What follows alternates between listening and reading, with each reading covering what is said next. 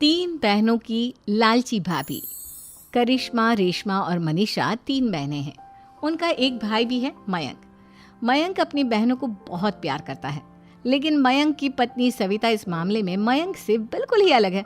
वो अपनी ननदों का जितना बुरा कर सकती है उतना बुरा करती ही रहती है और अपनी ननदों पर हुक्म भी चलाती है।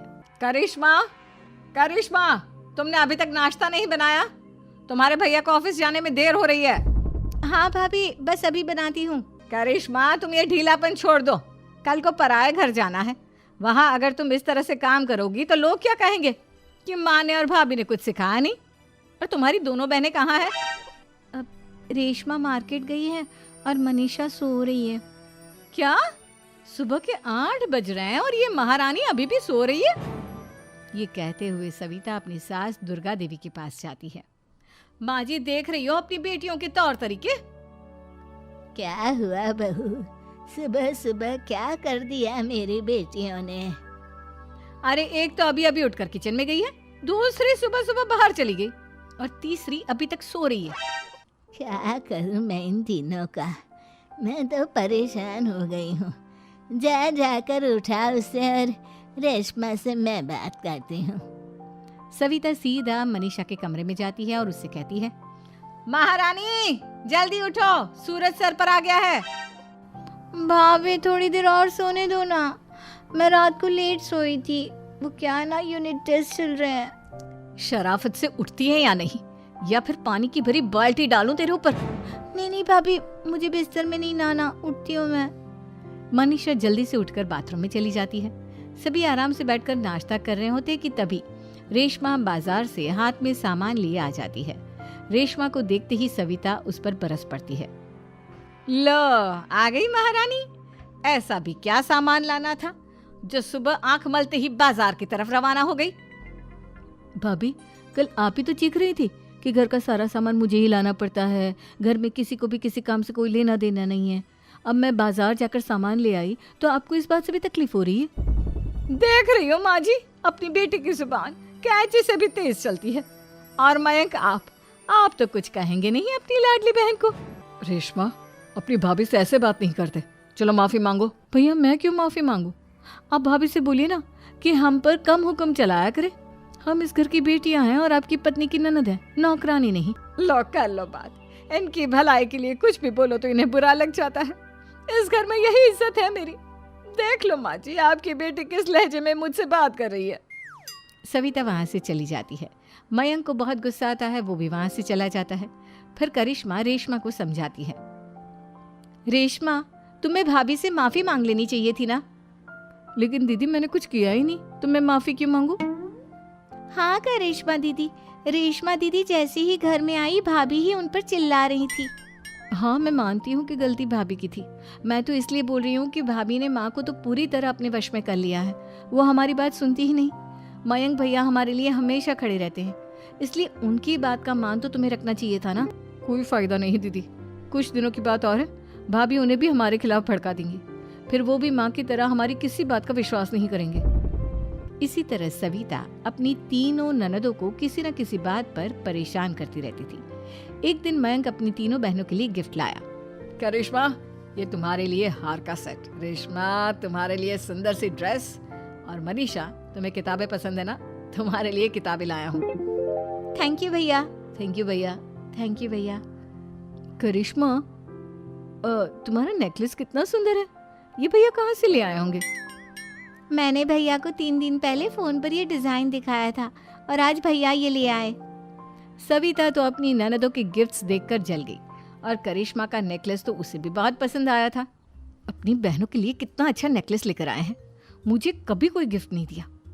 मैं आज ही ये हार चुरा लूंगी। रात में सविता करिश्मा का हार चुरा लेती है और इसी तरह उसे अपनी ननदों की जो भी चीज़ अच्छी लगती वो उसे मांगती नहीं, बल्कि रात के अंधेरे में चुरा लेती।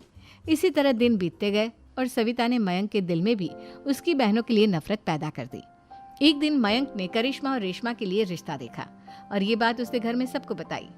माँ, करिश्मा और रेशमा के लिए बहुत अच्छा रिश्ता आया है, वो लोग कल इन्हें देखने आ रहे हैं। आप और सविता मिलकर सारी तैयारी कर लेना। ये सुनकर करिश्मा और रेशमा खुश हो जाती हैं, लेकिन सविता सोचती है, अगर इन दोनों बहनों की शादी हो गई तो घर और बाहर का काम कौन करेगा? मनीषा तो एक नंबर की कामचोर है, उससे तो किसी बात की उम्मीद लगाना ही बेकार है। मुझे इस शादी को रोकना होगा। अगले दिन सभी लड़के वालों के स्वागत की तैयारी करने में लगे होते हैं।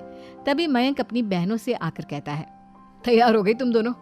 देखो दोनों लड़के बहुत अच्छे हैं, मैं कोई कसर नहीं छोड़ना चाहता, इसलिए तुम उनके सामने अच्छे से बिहेव करना और अपनी भाभी से लड़ने मत लग जाना। करिश्मा, तुम वो नेकलेस पहन लो ना जो मैं तुम्हारे लिए लाया था।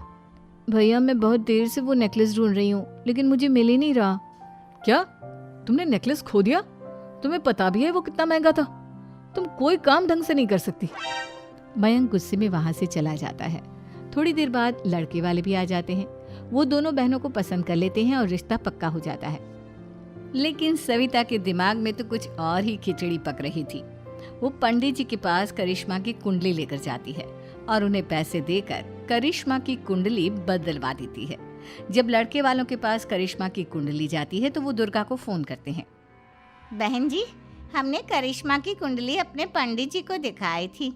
आपकी बेटी की कुंडली नहीं बल्कि दोषों का पिटारा है। देखिए, मैं और मेरे पति इन सब बातों में बहुत विश्वास करते हैं, इसलिए हम आपकी बेटी से अपने बेटे की शादी नहीं करा सकते। इस तरह करिश्मा का रिश्ता टूट जाता है और सभी घर वालों को बहुत दुख होता है। अब कविता सोचती है, चलो करिश्मा का तो रिश्ता टूट गया, अब रेशमा का भी रिश्ता तोड़ना है। क्या करूं? अब सविता आवाज बदलकर किसी अननोन नंबर से रेशमा के होने वाले ससुराल में फोन करती है। हेलो, मैं कौन हूँ कौन नहीं ये आपके लिए जानना ज़रूरी नहीं। बस इतना सुन लो कि रेशमा का 2 साल से किसी के साथ अफेयर चल रहा है। बस रेशमा का रिश्ता तोड़वाने के लिए सविता का इतना कहना काफी था। अब रेशमा का भी रिश्ता टूट गया। मयंक और दुर्गा देवी ने रेशमा को खूब खरी खोटी सुनाई और उससे बार बार उस लड़के के बारे में पूछने लगी। आप दोनों मुझे क्यों परेशान कर रहे हो? अरे कोई लड़का होगा मेरी लाइफ में तो मैं बताऊंगी ना, जब कोई है ही नहीं तो कहाँ से लाऊं मैं कोई लड़का? तो तेरे होने वाले ससुराल वालों को फोन किसने किया था? माँ मैं नहीं जानती किसने फोन किया था, मैं सच कह रही हूँ। मैं तो पहले ही कह रही थी इसकी लगाम खींच कर रखो, लेकिन मेरी सुनता ही कौन है। आप चुप रहिए भाभी, ये सब आपका ही किया धरा है।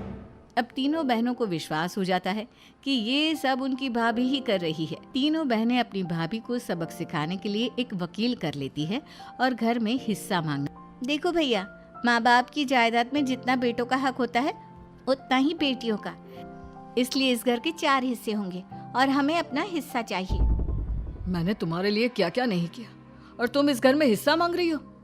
भैया, आप और माँ हम बहनों की कोई बात नहीं सुनते हो और भाभी हमारी शादी नहीं होने देगी क्योंकि उन्हें लगता है कि आप हमारी शादी में ज्यादा पैसा लगाओगे और उन्हें हम जैसी फ्री की नौकरानी कहाँ मिलेगी। तो हम भाभी के साथ तो रह नहीं सकते, हम बहनों को अपना हिस्सा चाहिए।